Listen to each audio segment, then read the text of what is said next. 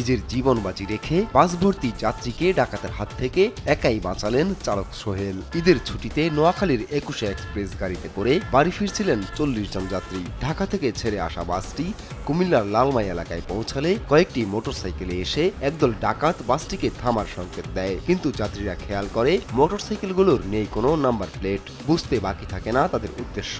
চালক সোহেল বাস না থামিয়ে গতি বাড়িয়ে দেয়।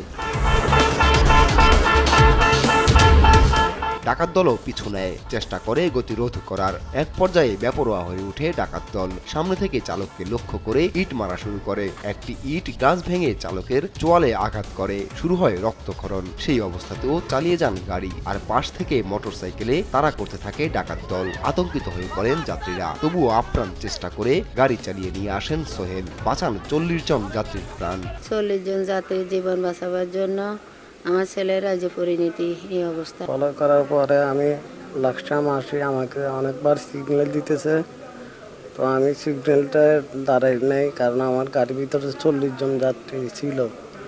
এই জন্য আমি টানে আসার পথেই প্রথম এটাকে আমাকে বিপুল স্যার আমাকে ইট মারে আমার মুখমণ্ডলে আমাকে আঘাত করে।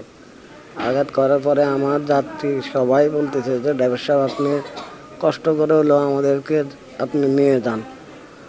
তো আমি পরে আমার নিজের রিস্ক নিয়ে এদের সবাইকে আমি বাঁচাইছি। মঙ্গলবার রাত ২:৩০টার দিকে মুখের আঘাত নিয়ে হাসপাতালে ভর্তি হন সোহেল। বর্তমানে তার শরীরের অবস্থার কিছুটা উন্নতি হয়েছে। আমরা বুঝতে পেরেছি যে ওনার হচ্ছে ম্যান্ডিবল ফ্র্যাকচার হয়েছে, ঠিক আছে। তো আমাদের এখানে আসার পর থেকে আমরা মোটামুটি মানে আমাদের যতটুকু সম্ভব আমরা ইনভেস্টিগেশন করানোর চেষ্টা করছি, পাশাপাশি হচ্ছে আমরা চিকিৎসা সেবা দিচ্ছি। তো আগামীকাল শনিবার আমাদের ম্যাক্সিলোফেশিয়াল সার্জন আসবেন, আইসা ওনাকে দেখবেন এবং তার পরবর্তী চিকিৎসা সেবা সম্পর্কে উনি পরামর্শ প্রদান করবেন। সোহেলের এমন বীরত্বে খুশি বাস মালিকও। চিকিৎসার ভারও নিয়েছেন তিনি।